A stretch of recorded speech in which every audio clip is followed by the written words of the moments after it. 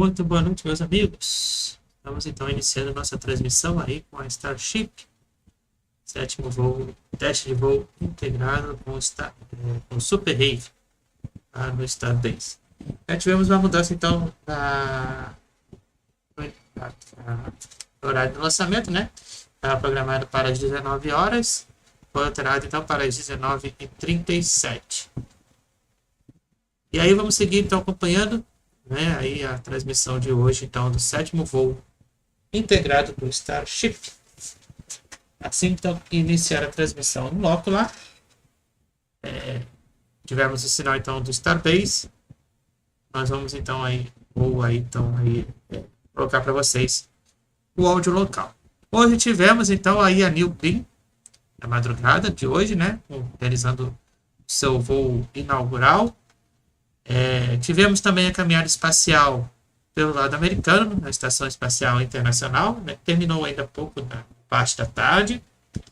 E agora, para finalizar então o dia, Starship. Então não se esqueça, né? Fiquem ligados aqui no nosso canal, que aqui você não perde nada que acontece ao redor do mundo e na Estação Espacial Internacional. Fiquem ligados aqui no canal WillPTV.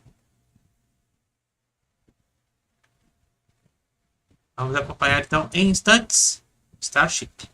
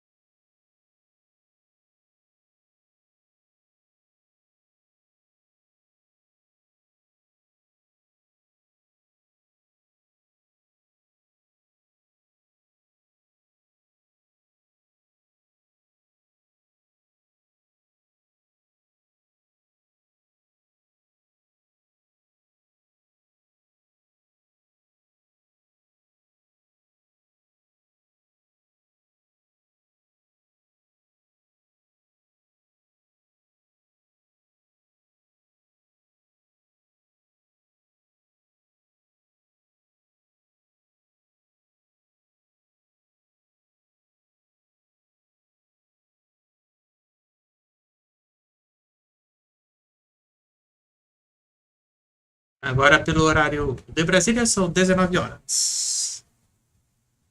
Hoje, 16 de janeiro de 2025. Dia histórico. Mais uma vez, então, para vocês. Aí.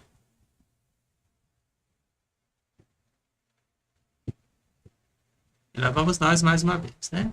Para o Starship. Será que hoje vamos ter a captura do Super Rave na torre? Será? Vamos ver então. Vai ver isso comigo ao vivo. Abertura total.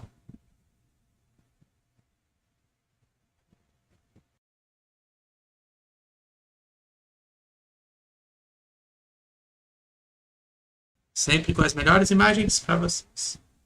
Com o áudio local da transmissão.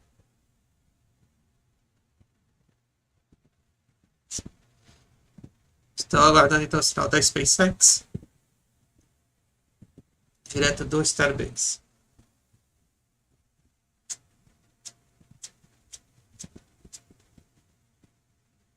Lembrando que falta um pouco aí para atingir a marca de 1.700 inscritos no canal. Quem ainda não se inscreveu, se inscreva e deixe o seu like na transmissão e também compartilhe. Compartilhe sempre aí os nossos conteúdos e as nossas transmissões, para que novas pessoas possam conhecer o canal.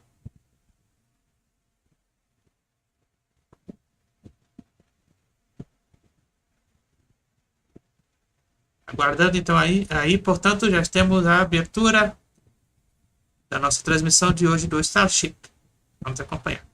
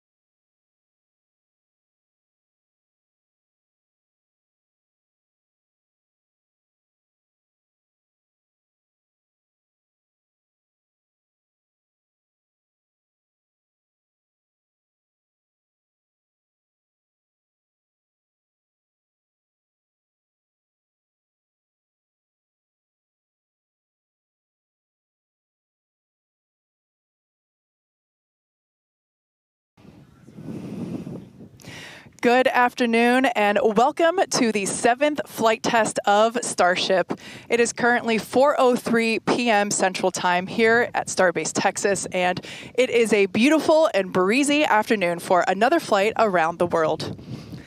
I'm Kate Tice, Senior Quality Systems Engineering Manager at SpaceX, and I'm joining Dan for my first ever in-person Starship launch at Starbase. You can see the rocket behind us. It's mind-blowing. This is quite the view, Dan. No better seat in the house, no better thing to talk about a rocket as you watch it launch. Hi, everybody. Welcome back to Starbase for another Starship launch. I'm Dan Hewitt from SpaceX Communications. We are at T-minus under 33 minutes and counting. Our T0 time coming a little after the bottom of the hour. Now, Starship program has brought us nonstop excitement back in 2024. This year shaping up to be even bigger. Absolutely. We're looking at even more launches of Starship this year with tons of exciting firsts starting today. Flight 7 has a lot in store, from Starship's next generation upper stage design on its first flight today to deploying the first simulated Starlink satellites and the second booster catch attempt. We're kicking off 2025 in style here in the Lone Star State. So hold on to your butts because it's going to be a wild year. And it's all ramping up as we chase after that full reusability for the world's biggest rocket. And we're going to be with you today every step of the way. Also joining us, though, amid a very excited crowd growing over there in Hawthorne, is Jesse Anderson. Jesse, how's everything going in LA? Hey, Dan and Kate, everything is all good here on the factory floor. We're just outside of Mission Control, and we're T-minus 31 minutes away, but we already have a really big crowd here building. There you go. Starting to build up here. Every flight of Starship has made huge progress, and today is another exciting one. We're joined by Starship, Raptor, and Starlink teams here with me today, and everyone is getting super excited for this flight test. So with that in mind, I expect it to get very loud in here soon. But for now, I'm going to hand it back over to you guys at Starbase for a quick look back at the flights that brought us here today.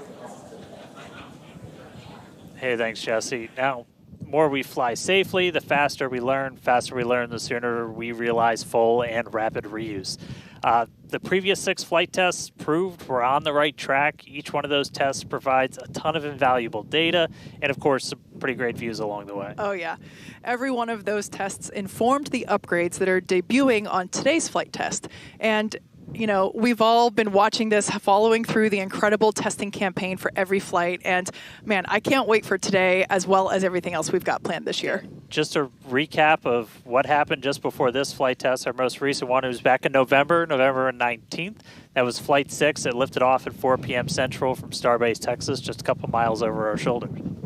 It was a gorgeous sunset ascent. Let's take a look.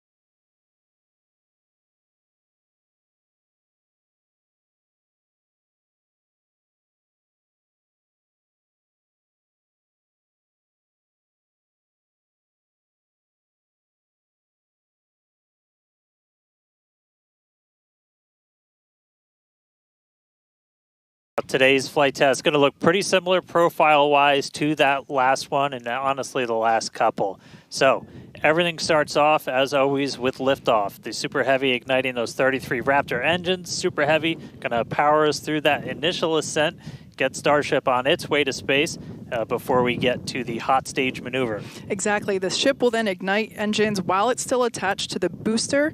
That will allow us to separate the two stages.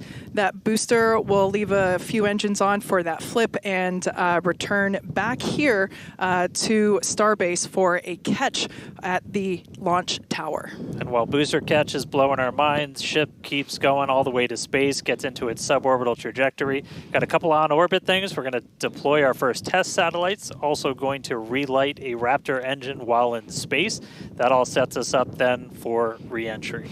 As we have seen on the previous flights, courtesy of Starlink, that re-entry period gives us such gorgeous views. It's like, just a rainbow flow of colors as the ship re-enters the Earth's atmosphere. The ship will relight its engines, perform a flip maneuver for a soft water landing in our targeted location in the Indian Ocean. And that will once again be daylight given our later launch window. So today's flight test will be launching the next generation of Starship. It'll attempt the first payload deployment test, fly multiple re-entry experiments geared toward ship catch and reuse, and of course, the launch and return of the Super Heavy booster back to the launch site right there behind us. Yeah, that's going to be amazing, but ship, kind of the star of the show for a lot of stuff today. A huge block of upgrades to Starship's upper stage are debuting on this flight test, adding more capability. We'll start off up top. Those forward flaps got a redesign. They shrunk in size. We shifted them towards the top of the vehicle, away from the heat shield. That's going to make it significantly less exposed to re-entry heating. And then Starship itself, we made it about 2 meters taller. So we stretched it up to about 52 meters. That allowed us to add 25% more propellant volume, along with a bunch of propulsion upgrades like vacuum jacketing of those feed lines to the engines, an entirely new feed line system for the Raptor vacuum engines, an improved avionics module for propulsion, all that adding performance and the ability to fly longer missions. And just like on Flight 6, tiles have been purposely removed to stress test vulnerable areas. This time we're doing it across the entire vehicle, including in critical areas, as we use this flight to push the boundaries of Starship's capabilities. And for re-entry experiments, multiple metallic tiles are being tested, as you can see there on your screen, including some that have a version with active cooling.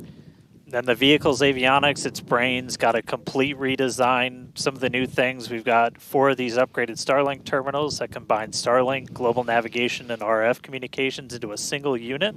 And then on the sides of the vehicle, we have these catch fittings. They're non-structural, but we're going to be able to see how they perform thermally during re-entry. We also smoothed part of that tile line to address some hot spots that we saw during entry on the last flight.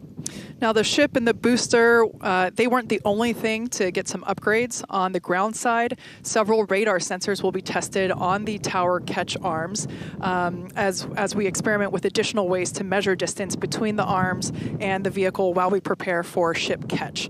Now, this is just a handful of the many upgrades included on this flight that make this the most capable Starship that we've flown so far.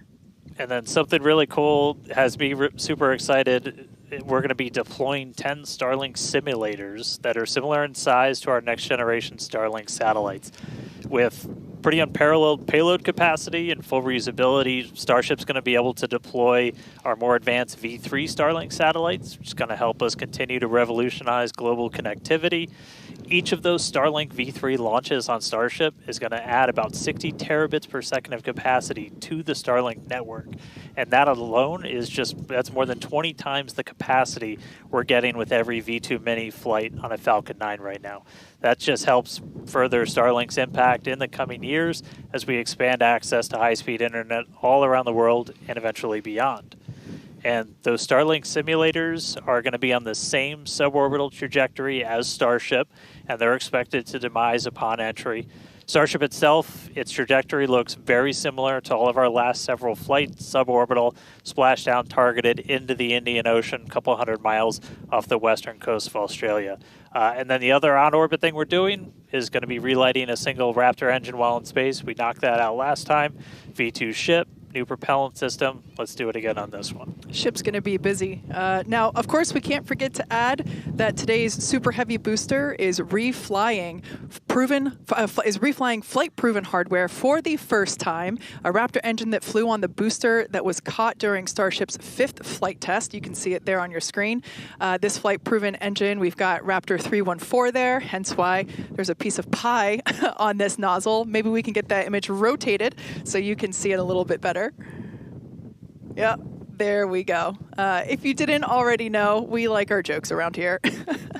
So that's what we have planned for today's flight test. And so far, everything is on track as we continue to count down. We're now within 23 minutes of launch. We're at 22 minutes and 52 seconds. Everything continues to look good. Still a little breezy, but that's okay for us. Yeah, we set up our desk in a wind tunnel today. It's probably windier here than it is anywhere else, but weather's cooperating, really clear skies, no rain today, still well within our limits for booster launch or catch. Not tracking any issues on vehicle as we continue to count down. We're still loading prop on board. Our range team also reporting that the range looks like it will be clear at our current T0. So that's super important. We're going to keep an eye on that all the way up to the end. As for what we've already done with the vehicle leading up to today, we stacked the vehicle over the weekend. We lifted the ship on top of the super heavy booster. Hours ago, we cleared the site of all personnel. And of course, our flight controllers came on console, some of them sitting in the building behind Dan and I. And as Dan mentioned, the range team was deployed. They are standing by in the Gulf to make sure that the booster has a clear to return back to here at the launch tower, but also they're located in the Indian Ocean, standing by to make sure that the targeted landing zone for the ship is also clear as well. And then we knock out a whole bunch of things in the hours before launch. We do an alignment on all the guidance, navigation, and control. We did tank purges, pressure checkouts, make sure we were ready for prop load, check the booster, quick disconnects, and the ship one. We demate the chopsticks. We actually do a little wiggle check on them, make sure we have control, as we're going to be using those for catch. Load up all of the hydraulics that are on the tower, and then we did the initial locks and methane chills, getting them ready for prop load. Now, speaking of prop load, we conducted the go, no-go poll for prop load at 3:30, so a little bit less than an hour ago. All was good there. Prop load is underway. The LOX load on the booster started at T-minus 45 minutes, and fuel started at T-minus 43 minutes. Booster fuel will start at T-minus 41 minutes, and then LOX on the booster started at T-minus 35. So that will all wrap up at T-minus 3 minutes and 20 minutes on the ship side, and at T-minus 2 minutes and 50 seconds on the booster side. So everything is looking good. Propellant is loading. Yeah, looks like we're about half full of everything on booster, 3/4 of the way there on ship, looking good for a launch today. With that, though, let's jump over. Let's check back in with Jesse real quick and all of our teams out at Hawthorne. Thanks, Dan and Kate, and great to hear the updates with the vehicle as we prepare for liftoff. There is a lot more people here, as expected.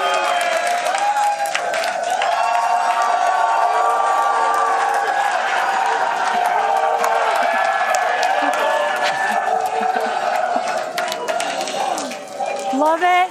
All the Raptor engines are built here, so there's a lot of that team here in the crowd, so they have a strong connection to the Starship flight today.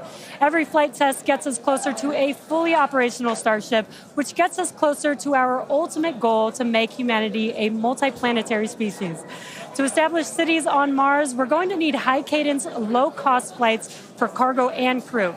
As the only fully reusable rocket with this kind of capability, Starship is the only vehicle in development that will be able to unlock our multi-planet future.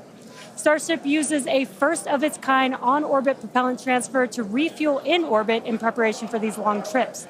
With milestones like ship catch and in-orbit prop transfer coming up, 2025 promises to be huge for Starship and our journey to Mars, with our first trip currently planned for the end of 2026. Between the reusability, low cost, and heavy lift capabilities, this all comes together to help us deliver up to 100 people at a time to destinations both near and far, and to deliver payloads farther and at a lower cost than any other vehicle. We'll be able to launch more massive payloads than anything else flying or in development today, capable of sending things like giant space telescopes or the next generations of space stations into orbit on a single launch. So while today's flight is just a test, the future is much closer than we realize. But one flight test at a time, so let's head back to Dan and Kate for a closer look at Starship. Thanks, Jesse. Starship features two major parts: the ship, which has 6 Raptor engines, and the Super Heavy booster, which has 33 Raptor engines. The Raptor engine is a reusable methane-oxygen staged combustion engine that powers the Starship system and has twice the thrust of the Falcon 9 Merlin engine. Now, just like we saw flights 1 through 6, the current iteration of Starship is an experimental vehicle flying for development. As we mentioned earlier, today's flight is debuting a ton of upgrades that we've had in the works in order to increase Starship's reliability and performance. Several of these upgrades will also unlock our ability to fly longer missions, something that we'll want to do as we start doing orbital flights around Earth. And then to get an even better sense of just how big Starship is, we can start here. Let's take a person about 2 meters tall. Towering over that, you got your Millennium Falcon clocking in at 35. Just above that, we've got a Falcon 9 rocket, payload fairing attached. Double that height, you're up at 70 meters. And then topping it all off, nearly twice the size, it's a fully stacked Starship up to 123. Got 2 meters taller. Altogether, the ship, 52 meters, Super Heavy boosters, 71. And what's super fun is we're going to make ship and booster even taller in the future. Which is crazy, because turning around and looking at it and thinking that it's going to be bigger, that's mind-blowing. Make the ship as tall as the booster. Now, moving up the rocket, the ship features 6 Raptor engines. 3 optimized for Então, sea level. faltando menos de 16 minutos e 30 segundos para o lançamento, estamos acompanhando então o 7º voo integrado do Starship. Lançamento então previsto para acontecer às 19 horas e 37 minutos pelo horário de Brasília. Não se esqueça de deixar o like e de se inscrever aqui no nosso canal. Vamos continuar acompanhando.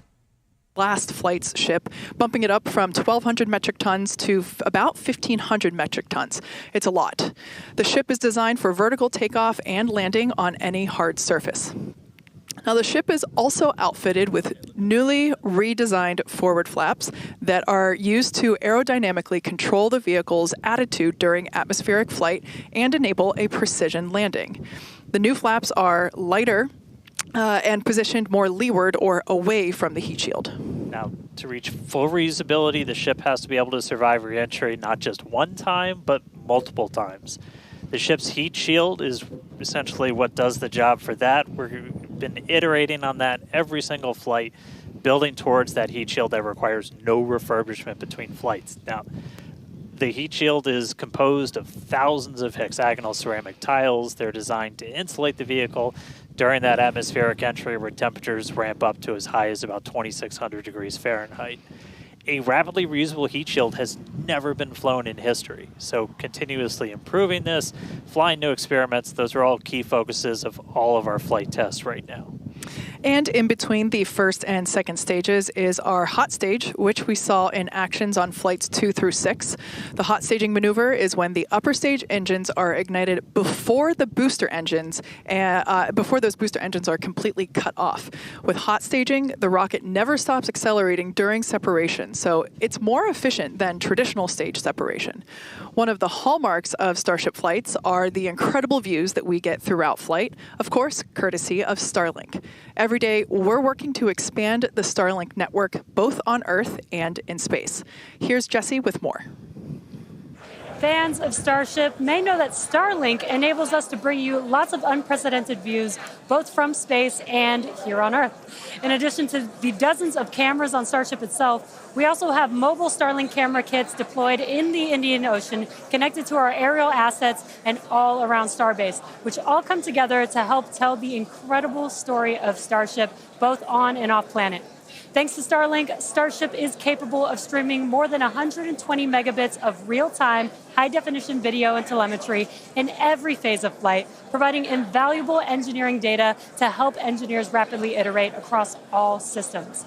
And all of that streaming data will be put to good use with the more than 30 cameras on the vehicle for today's flight test. Starlink is the world's largest satellite constellation, operating in low Earth orbit to deliver high-speed, low-latency broadband internet, providing access to people around the world, many who have never had connectivity before. Starlink now serves more than 119 countries, territories, and other markets. And here at SpaceX, we've been developing Starlink's communication capabilities not just for humans on Earth, but for astronauts in space. Our recent Polaris Dawn mission, we deployed a high-speed internet connection in Dragon for the very first time. Here's a quick look at how that went.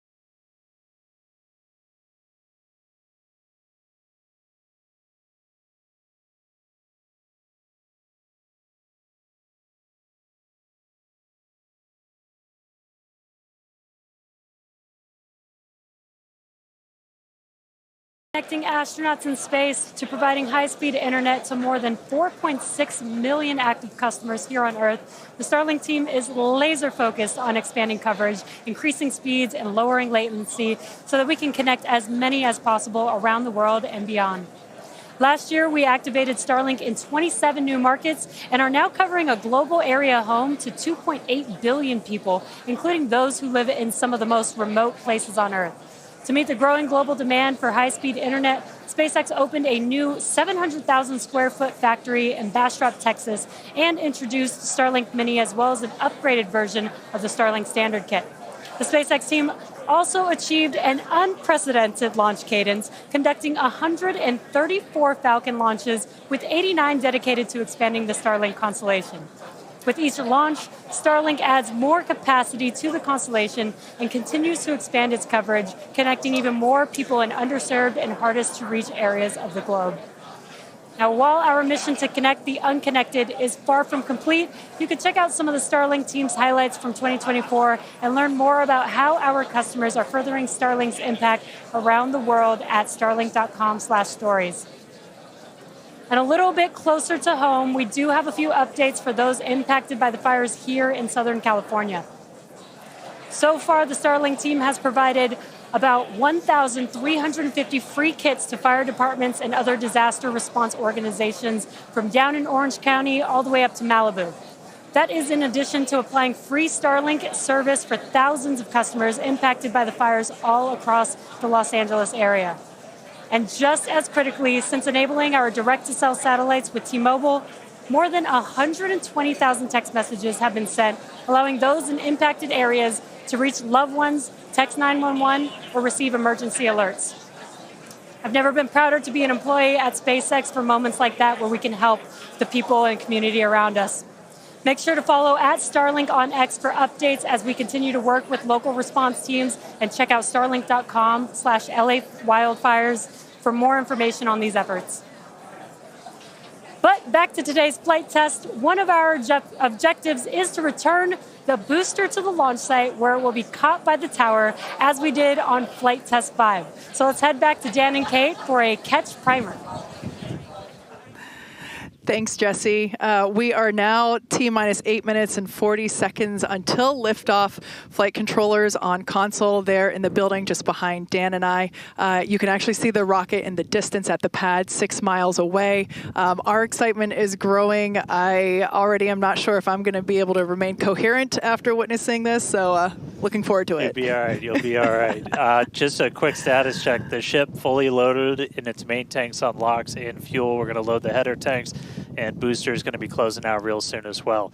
Let's talk about that second catch attempt, though. So we're going to use the tower's 2 gigantic robotic arms, call them the chopsticks, same thing we used to stack Starship onto Super Heavy for all the integration ahead of a flight, and that's what we used to catch by moving stuff like landing legs from the booster to the ground side. It's a lighter booster, means you can carry more into space.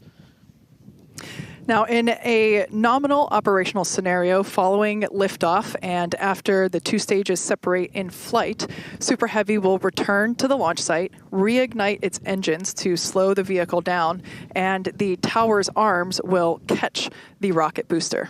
And just to get to this point, just like before, thousands of distinct vehicle pad criteria have to be met prior to that return and catch.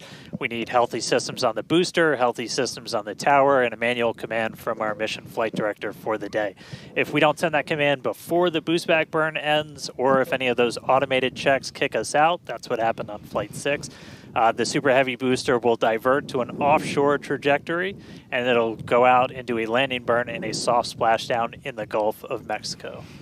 Now, we have said it before, but it remains true today. We accept no compromises when it comes to ensuring the safety of the public and our team, and that return will only take place if the conditions are right. And one of the unique aspects of Starship flights is the return and the catch of that Super Heavy booster and the audible sonic boom that it comes with it in the area around the return location. General impact to anyone in the area is just a brief thunder-like noise, but it definitely lets you know it's coming. Oh, yeah.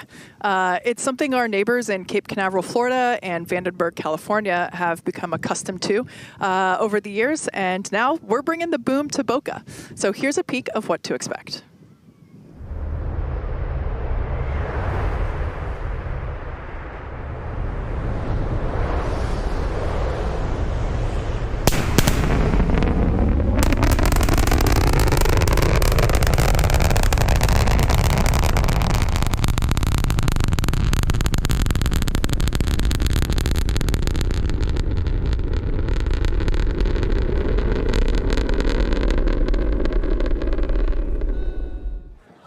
As I mentioned earlier, we have Starship, Raptor, and Starlink employees here fully invested in this flight test.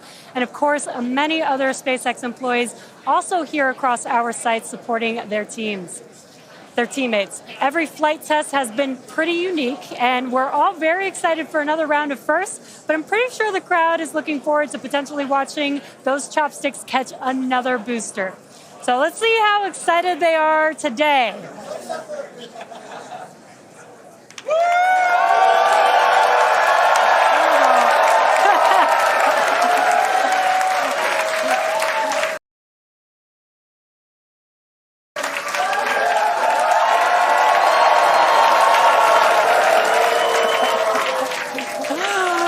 Just under 5 minutes to go. We are all very excited here.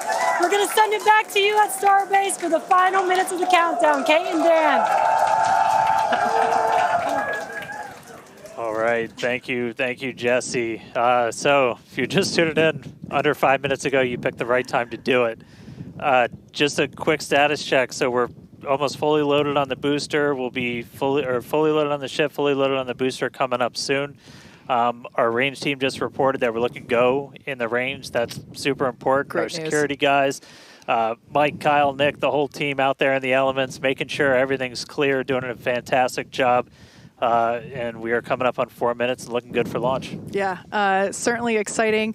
Now, we do have an opportunity to hold at T-minus 40 seconds if necessary. This is a chance for us to perform additional checks if necessary.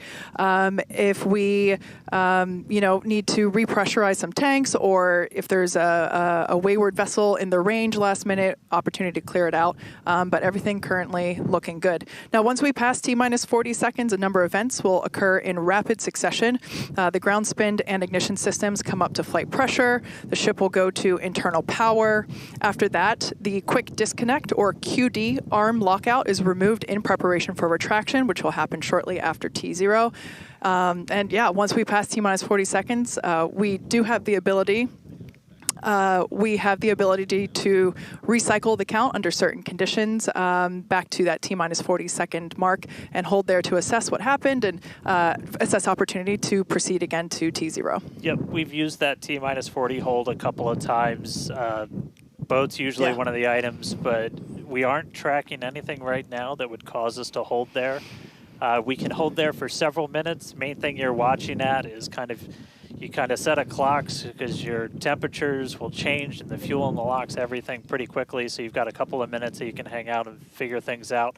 There are items that if we pass them, we're scrubbed for the day. One of the main ones is that flame deflector at the bottom of the launch mount. Water begins flowing for that at the T-minus 10 second mark. If we scrub at any point after that, we'll be done for the day. And then teams will need to refill the deflector as well as all of our prop that we use to load on board the vehicle. It's pretty much just under 11 million pounds of prop sitting on that thing right now. And we can actually recycle in about 24 hours now. Which is incredible given the sheer volume of propellant that is on board the vehicle there on your screen. All right, coming up on the 2-minute mark. Again, a lot of ambitious things on the plate for Starship today. T-minus 2 minutes. New ship, new year, a lot of upgrades, doing a lot of ambitious things in space this time. Our first payload deploy, relighting a Raptor engine. We're looking good. So as we mentioned before, we have an opportunity to hold at T-minus 40 seconds, not tracking any issues at the moment that would be necessary right now. So fingers crossed we can pass through that checkpoint without stopping. But the folks on console are continuing to evaluate the launch commit criteria, making sure that the winds are within limits as well as any other weather restrictions. But man, compared to yesterday, this is a textbook gorgeous day. Oh yeah, little breezy today, but we got clear blue skies for a launch today.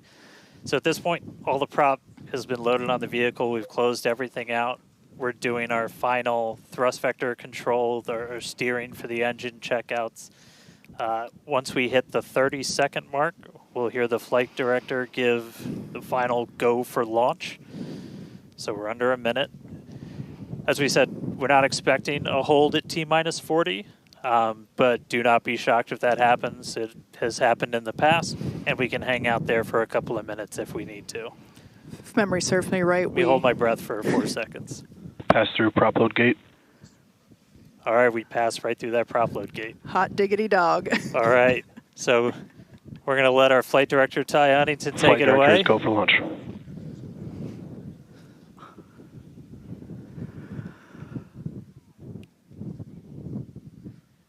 And 20 seconds.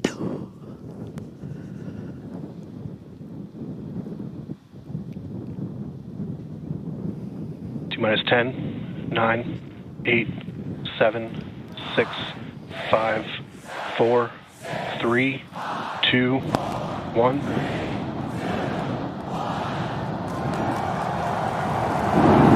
We have liftoff.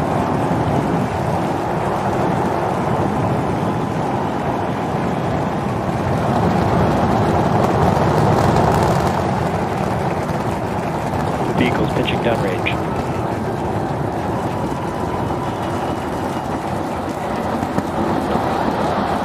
Booster chapter pressure is nominal.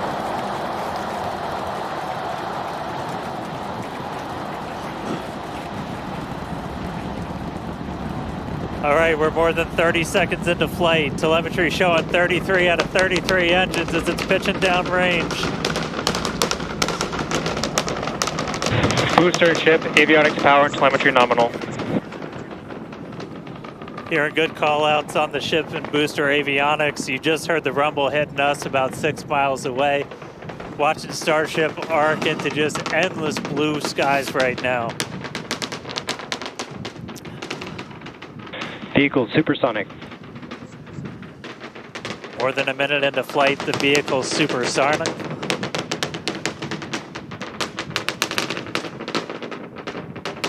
Max Q. So we just passed through max Q. That's the greatest stress the vehicle's going to experience on the way uphill. Reminder that all of our teams down here on the ground are now looking at systems on the tower. They just did a manual check through. That's going to inform that manual flight director's decision. Next moment coming up, though, is going to be hot staging. Don't take your eyes off it. It's one heck of a light show. What a gorgeous ascent. 6 ship engines getting ready to ignite. That's going to happen while we're still attached. We can still see the ship's engines from the ground.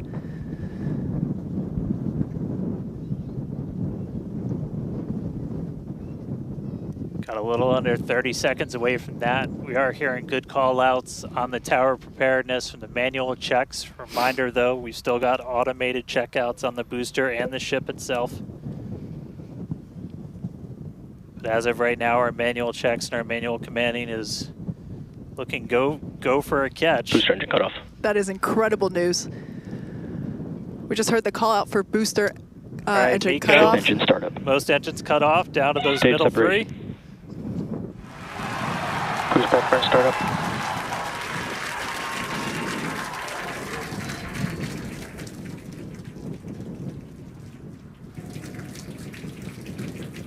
All right, hot stage Ship raptor, chamber confirmed. pressure We've is got a nominal. booster hopefully on its way back to us, and a ship now making its ascent burn into space. How's it going in Hawthorne, Jesse? It's great over here. You can hear the crowd screaming for every milestone. The booster is now making its way back down to Earth. Looks like we have 12 of those 13 engines ignited. We're using the engines that actually gimbal. We are go for booster return.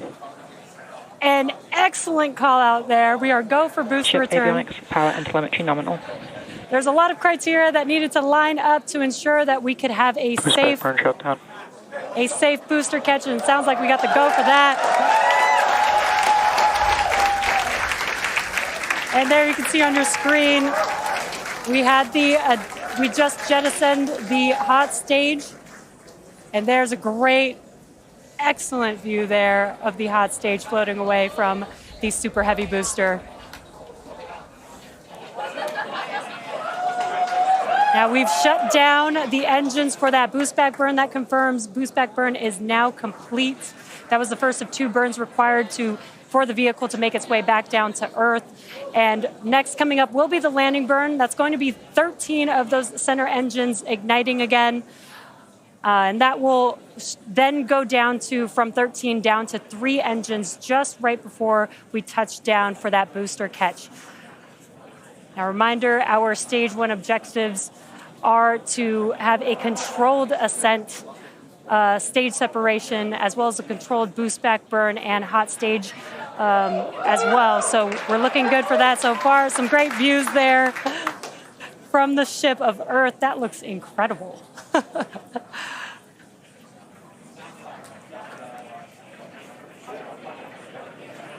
Now, Starship's ship is still firing its engines right now. Starship trajectory nominal. And great call outs. Starship trajectory is nominal. You can follow along the telemetry, the altitude in the bottom left-hand corner for the super heavy booster, as well as the bottom right-hand corner for the ship. And these views are just amazing.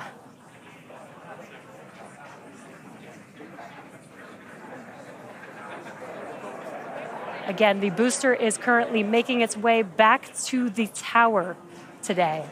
So we're looking forward to a booster catch with the chopsticks. And in the meantime, you can see those grid fins there, helping to control the vehicle and guide it back to its landing site. Booster FTS is saved. Now with that, we're going to hand it back. How's it going over there, Dan and Kate? How are you doing, Kate? Seeing that in person? Dan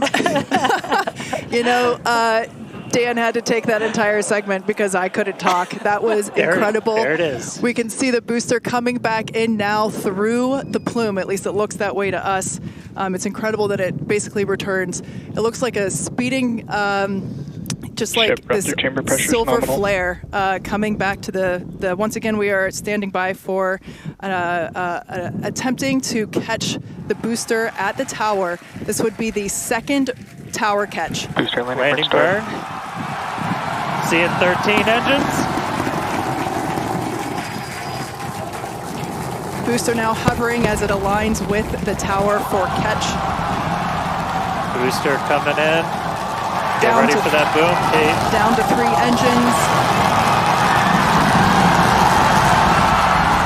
Booster landing burn shutdown. Megazilla has caught the booster.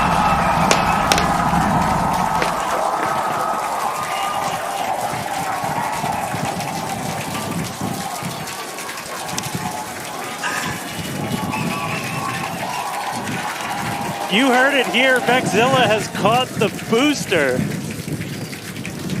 Once again, for the second time, a successful catch by the launch tower. This is the same tower, the launch pad, where that booster took off from just 7.5 minutes ago. Great view from the Bullseye. chopstick arms, looking at those hypersonic grid fins that steer the booster for that precision landing.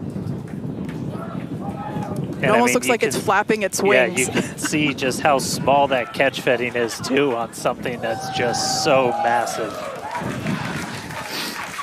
That was absolutely insane. Meanwhile, We're not done, but We're wait, not there's done more. yet. Wow, that is just absolutely stunning.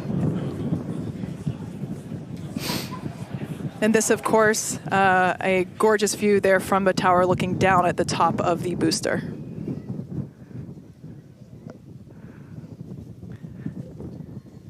all right, and we are tracking. Now we're standing by for views from the ship, but who can take their eyes off of that incredible sight? That is once again the second catch of a booster back at the launch tower. It was incredible to see it come back down, just this silver flare in the sky. And we can still see the launch plume behind us, and wow, that we definitely I can't speak for you, Dan, but that was very moving for me. Yeah, and right now you can see some of the telemetry on those ship engines has gone out, and we're waiting for an update on what our ship status is. We were approaching that ship engine cutoff time, so just waiting to hear.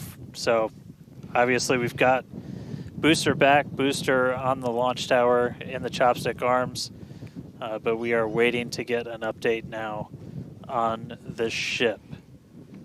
As we were expecting ship engine cutoff about 40 seconds ago. We saw some of those engines start to go out prior to that point.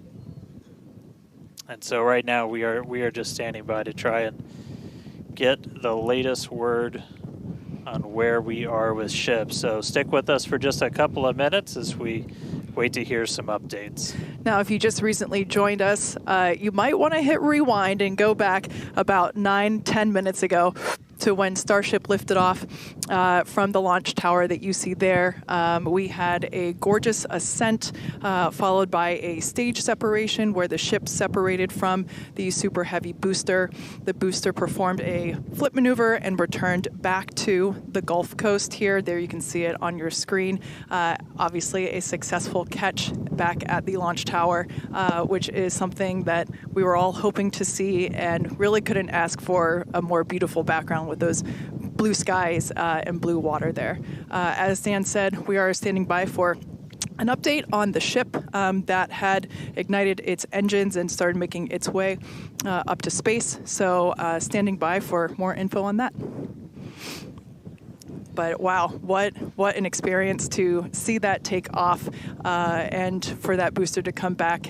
You can see it there up close on your screen to the place that it launched from. Once again, there were thousands of catch commit criteria, which is basically just all the things that we have to assess and evaluate and basically make sure that they are make sure that everything is clear and acceptable conditions, both on the vehicle side as well as the tower side, in order to enable that catch. So obviously from the last two flights that we have done, where the Flight 6 we attempted but had to divert into the ocean, and then on Flight 5 we did have the first ever successful catch of the booster. We used the learnings of those two flights to hone in that catch commit criteria, and we saw success today, which is pretty awesome. Yeah. And just a quick status check. So we currently do not have comms with the ship. So trying to figure out exactly when that happened and exactly what happened. So obviously the flight controllers right now going through their data, looking to make sure it's not anything instrumentation on the ship, but actually try and get us a status. So again, we're gonna keep listening in on this. We'll give you an update as soon as we have a little bit more. So for now, stage 1 back in the tower, waiting to find out a little bit more about stage 2.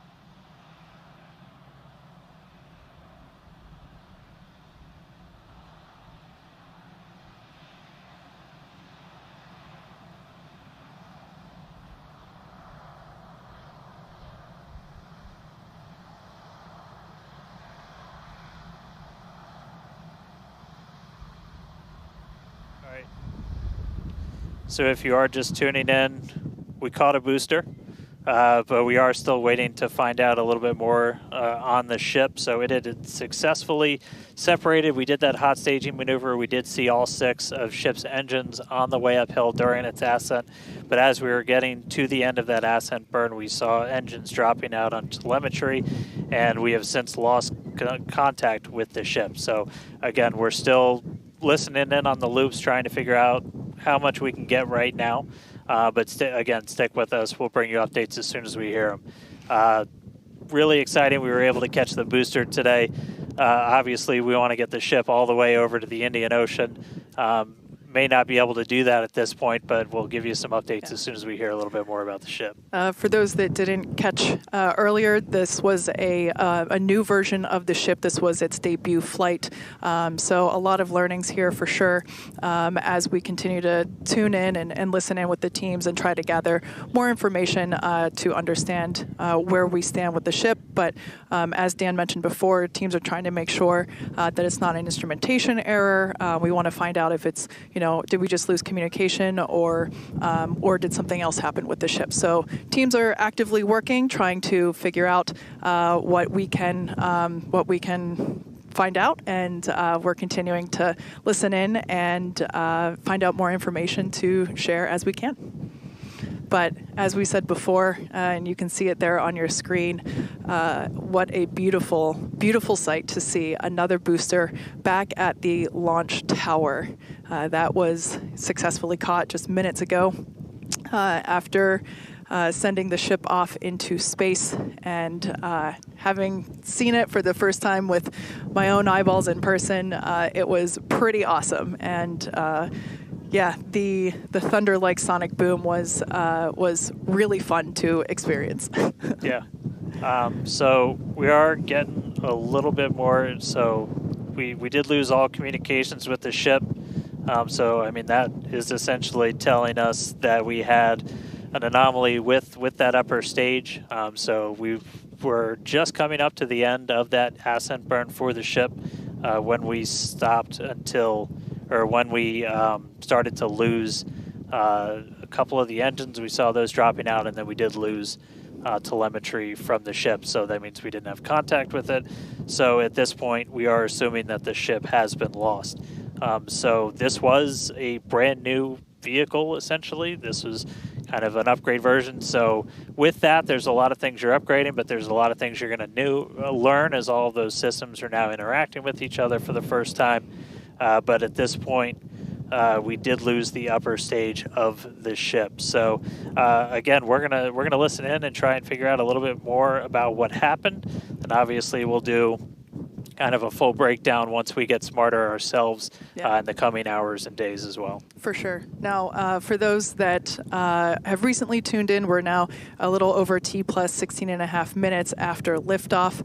We do believe that we have lost the ship during its ascent phase. It's successfully separated from the Super Heavy booster, but during that ascent phase, a couple of the engines dropped out, and then shortly thereafter, we lost communication with the vehicle. So we are assuming that we have lost the ship, but we are standing by to confirm that, and once we can, we will. But this was a new version of the ship, of Starship, and it was intentionally designed and flown in order to basically test the envelope, as we have done with every one of these test flights, the keyword there being test, and really trying to understand the boundaries and the maximums for the ability of this vehicle to fly and understand where those boundaries are. So we always knew that excitement is guaranteed today, success not guaranteed. And so yeah, we are standing by to see if we can learn more about the status of the ship.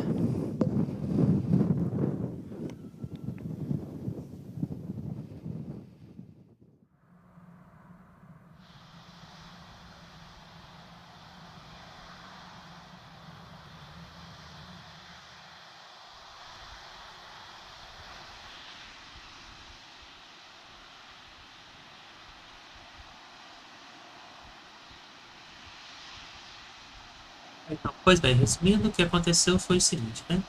O lançamento foi um sucesso, né? Houve a separação do Starship com o Super Heavy, também realizado com sucesso. Mas alguma coisa aconteceu, alguma anomalia no Starship, né? Que é uma nova versão que eles fizeram do Starship, e não apresentou então aí os dados, né, de telemetria, ocasionando então assim a perda de comunicação com o veículo, né? Apesar de ter conseguido então aí a captura, né, do Super Heavy, mas tivemos então a perda de comunicação com o Starship. Lembrando que foi a nova versão, né, do Starship, né, que foi lançada então hoje, né? E hoje também teria aí o teste de deploy, né, de liberação aí de cargas. Teste de liberação de cargas, aí teria esse teste hoje também a ser realizado. Além, claro, também de testes aí com novos escudos de calor, né, da minha entrada, né, mas até o momento estamos aí sem comunicação com o Starship, né, com a nova versão do Starship, né, apesar de ter tudo feito com sucesso, mas não tivemos então mais contato aí com o Starship. Vamos seguindo aí que eu estou acompanhando aí para ver então as novas atualizações aí desse teste de voo integrado do Starship, né? Teste de voo integrado do número 7.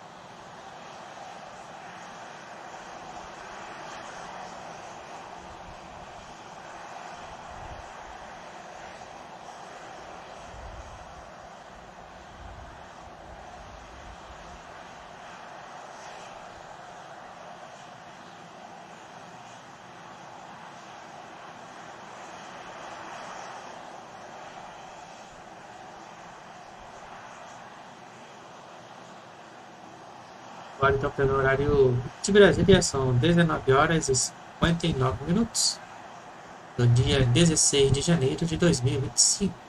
Estamos aí então ao vivo diretamente do Starbase, onde podemos ver então aí o Super Rave, né, que foi então capturado pela torre. Porém, durante então o teste de voo de hoje, tivemos então perda de comunicação com o Starship. Lembrando que esta versão do Starship é uma nova versão, foi feita então aí fabricada para esse teste de voo integrado com o Super Rave. Apesar de tudo feito aí com sucesso, né? Lançamento, todos os motores acionados, separação, ignição do Starship, tudo aí direitinho, né? Conforme o programado. Durante então o voo do Starship, após a separação, tivemos então aí perda de comunicação. E aí não sabemos se teve ou não a órbita do Starship. E hoje também teria, né, o teste de liberação de carga. Hoje teria então liberação de carga. Desculpe. E hoje teria esse teste de liberação de carga. Até agora não temos comunicação com o Starship, tanto é que o cronômetro, inclusive, já parou a contagem progressiva da missão. 20 horas pelo horário de Brasília, do dia 16 de janeiro de 2025. Estamos então acompanhando aí os testes de voo integrado do Super Rave com o Starship. Teste de voo número 7.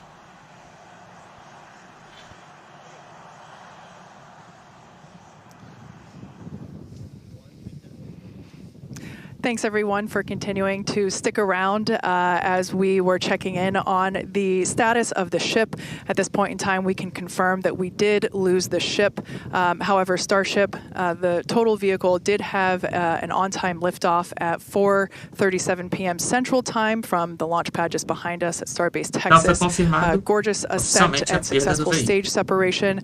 The booster pushed the ship off, and the ship disconnected during that stage separation. The booster came back for a successful, the second ever booster catch at the launch tower, which was pretty incredible to see. Yeah, it was great to see the booster come down, but we are obviously bummed out about ship. It looked like we lost contact with it a little under 8.5 minutes into flight. That's roughly when you start to get to that main engine cutoff. We obviously need to go through all the data. It's going to take some time. In the next hours, days, we're going to figure out exactly what happened, come back, fly the next one, get even farther. Reminder, it's a test. It's a flight test. It's an experimental vehicle. So we'll figure out what ended our day today and make sure it doesn't end our day tomorrow. So as we do that, we're going to continue to provide you updates on our X account on SpaceX.com. So just continue to tune in there as we learn what happened. We'll be ready to share it. Exactly. So for now, we are going to wrap up our webcast. We'd like to thank the folks in the county for supporting the launch, as well as the agencies that enable us to launch, and of course to our viewers for tuning in. And thank you, Kate, for coming down, doing this with me. It was great to have you here. I'd do it again in a heartbeat. Right, well, that'll do it for us. We'll see you guys at the next Starship flight test. Número 8, né, que virá por aí. Então estamos encerrando aqui então a nossa transmissão também. Até mais.